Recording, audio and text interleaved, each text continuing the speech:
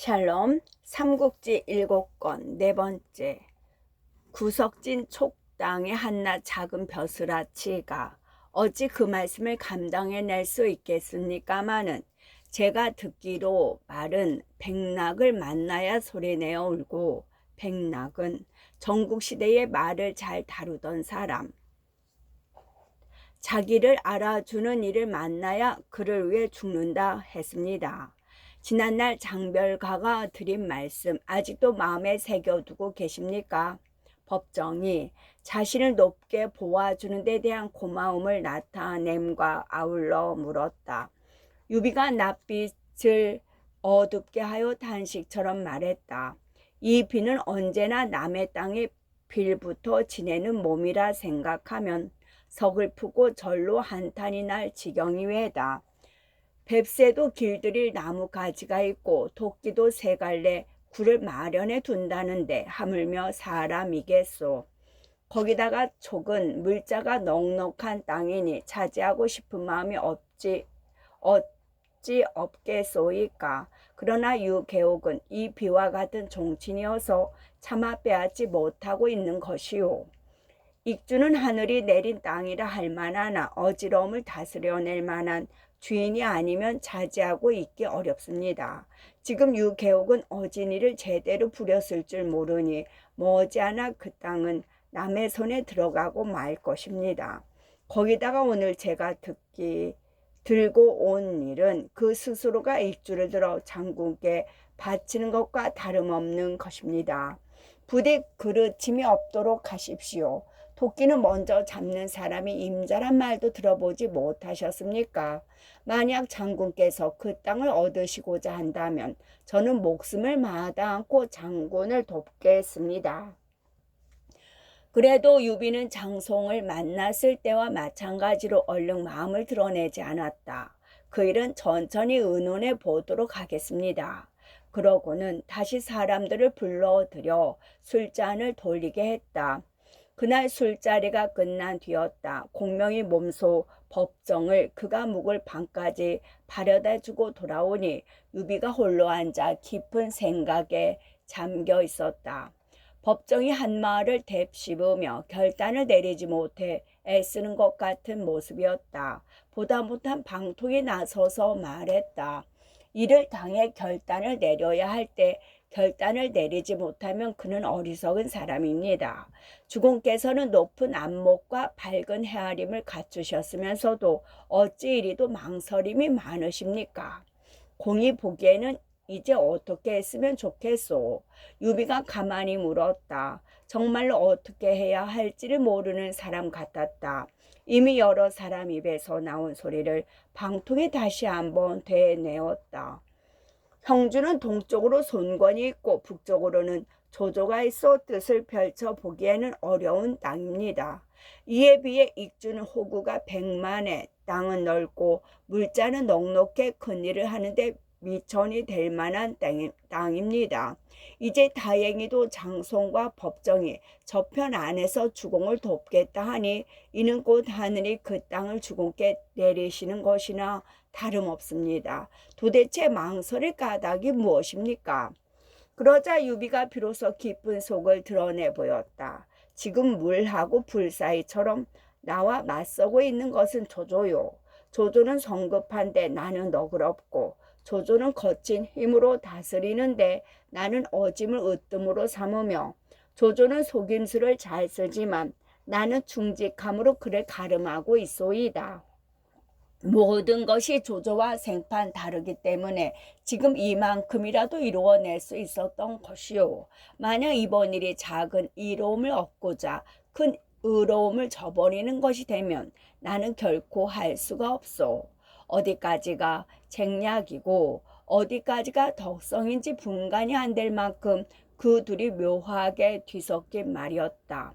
더구나 서천은 유비를 둘러싼 집단에서는 반드시 차지해야 할 땅이라 결국 일은 그쪽으로 밀려가게 되어 있었다. 그렇다면 그 같은 유비의 반대에는 종친의 땅을 힘으로 빼앗았다는 세상의 비난을 아랫사람에게 전가시키려는 의도까지 숨어 있다고 말할 수도 있다. 방통이 어이없다는 듯 웃으며 말했다. 주공의 말씀은 비록 하늘의 이치에는 맞다 해도 지금까지 어지러운 세상과는 동떨어진 것입니다. 군사를 이끌고 힘으로 다투는 마당에는 한 가지 길밖에 없는 것이 아닙니다. 오히려 그 한 가지 옳은 도리에만 얽매여 계시다가는 한 발짝도 제겨 디딜 수가 없게 될 것입니다. 주공께서도 마땅히 권도를 쫓아 생각을 바꾸셔야 합니다. 악한 자는 안 오르고 어리석은 자는 치며 거스리는 자는 빼앗고 따르는 자는 지켜주는 것은 은나라 당왕이나 주나라 무왕도 하신 바였습니다. 유장에 대한 의는 모든 일이 다 잘 풀린 뒤에 갚을 수도 있는 것입니다. 그때 가서 큰 나라를 그에게 내려 다스리게 한다면 주공께서 믿음을 저버리신 게 무엇이 있겠습니까? 만약 이번에 서천을 차지하지 않으신다면 그 땅은 끝내 남이 차지하고 말 것이니 주공께서는 부디 깊이 헤아려 주십시오. 어쩌면 유비가 듣고 싶은 말을 모두 해준 것이나 다름없었다. 그제서야 유비는 비로소 깨달았다는 듯 고개를 끄덕였다. 귀한 말씀 가슴 깊이 새겨두겠습니다. 그러고는 공명도 함께 끌어들여 서천으로 가기 위한 의논을 했다. 먼저 공명이 나서 유비를 깨우쳐 주듯 말했다. 형주도 매우 중요한 땅입니다. 마땅히 군사를 나누어 지키도록 해야 합니다. 나와 방사원은 황충, 유연과 더불어 먼저 서천으로 가겠소. 군사께서는 관웅장, 장익덕, 조자룡 셋과 함께 형주를 지켜주시오. 미리 생각해 둔 게 있었던지 유비가 그렇게 대꾸했다. 신복 중에도 신복, 핵심 중에도 핵심만 골라 형주를 지키게 하고 비교적 늦게 얻은 사람들만 데리고 서천을 치러 가겠다는 구상이었다. 여기서 다시 한번 살펴보고 싶은 것이 유비와 조조의 대비이다. 통상으로 조조가 원정을 떠날 때 보면 한둘 미더운 사람을 골라 근거지 주로 허창을 지키게 하고 나머지는 모두 이끌고 나갔다. 요즘의 기업에 비유하면 새로운 업종으로 진출할 때 거기다 전력을 투자하는 셈이 된다. 거기에 비해 유비는 그 최초의 기업 확장이라고 볼 수 있는 이번에 서천 진출에서 주력은 고스란히 원래의 기업인 형주에 남겨놓고 그동안 쌓인 여력만을 쏟아붓고 있다. 형주의 전략적인 중요성을 잘 알고 있는 공명도 유비의 그 같은 신중함을 구태여 반대하고 싶지 않았다. 이에 스스로는 형주 전체를 지키는 일을 떠맡고 관우에게는 양양의 요로를 지킴과 아울러 청리의 병목하지 같은 길목을 틀어막고 있게 했다. 장비에게는 새로 얻은 내군을 맡겨 수시로 강주기를 돌아보며 물길로 지쳐오는 적에 대비하게 했으며 조자룡은 강릉에 자리 잡고 앉아 공안을 지키게 했다. 서천으로 떠나는 유비도 자기가 데리고 갈 사람들을 나누어 진용을 갖추었다. 황충을 전부로 삼고 위연을 후군으로 삼아 앞뒤를 맡긴 뒤 스스로는 유봉 관평과 더불어 중군이 되었으며 방통은 군사로서 3군을 동갈하게 했다. 이끌고 갈 군사는 말타니와 걷는 이를 합쳐 5만이었다. 유비가 대군을 이끌고 서천을 향해 떠나려 할 때 문득 요화가 한때의 군마를 이끌고 찾아왔다. 지난날 관우가 조조로부터 벗어날 때 도중에서 감, 미 두 부인을 구해준 적이 있었으나 관우는 그가 황건족의 남은 무리라는 게 마음에 걸려 받아들이지 않고 뒷날을 기약했는데 이제 소문을 듣고 찾아온 길이었다. 관우로부터 옛날 일을 전해 들은 유비는 반갑게 요화를 맞아들인 뒤 관우를 도와 조조를 맡게 했다. 형주를 한층 든든히 한 유비가 장돌들과 더불어 서천으로 향한 것은 겨울철로 접어든 그의 10월이었다. 길을 떠난 지 얼마 되지 않아 맹달이 유비를 맞았다. 유익주 유장께서 제게 5천 군사를 딸려주며 멀리 나가 황숙을 맞아들이라 하셨습니다. 맹달이 유비에게 절을 올리며 그렇게 말했다. 그리고 앞장서서 서천으로 드는 길을 인도하는 한편 유장에게 사람을 보내 유비가 온 것을 알렸다. 유장은 곧 유비가 또 지나게 될 주군에 글을 내려 유비의 군사들이 먹을 양식과 쓸 물자를 넉넉히 대주게 했다. 보통 유장의 성격을 나타낼 때 어리석고 나약하다는 말이 자주 쓰이고 있으나 공정하게 말한다면 선량하고 순진하다는 편이 옳을 것이다.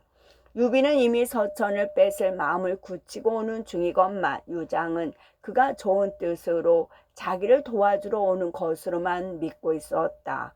유비에게 곡식과 돈을 내게 한 것만으로 정성이 모자란다 싶어 다시 좌우에 영을 내렸다.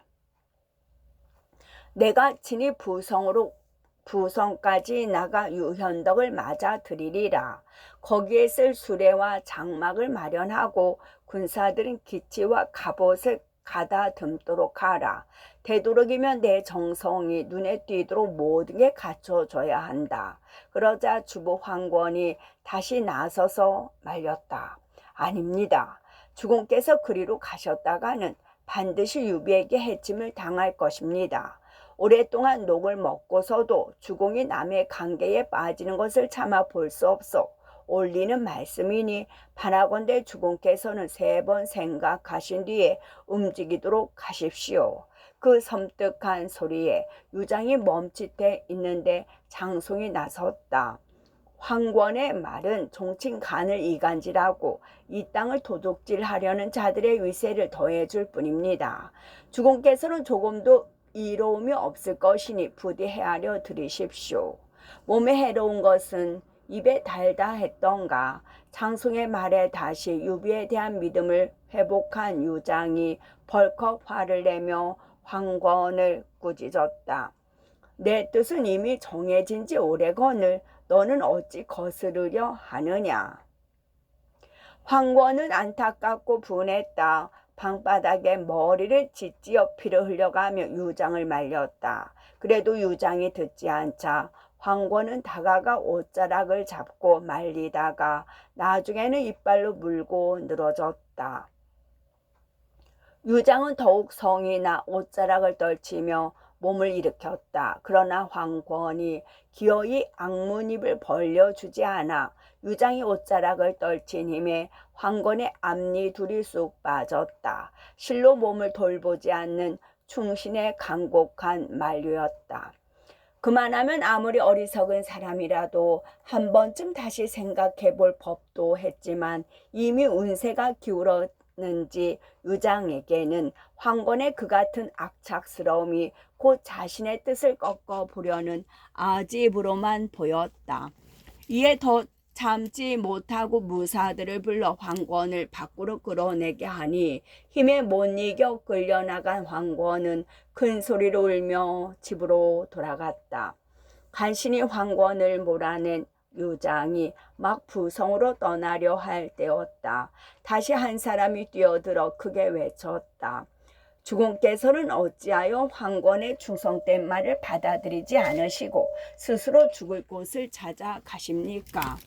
유장이 계단 아래에 엎드린 사람을 보니 건녕 유원 땅에서 온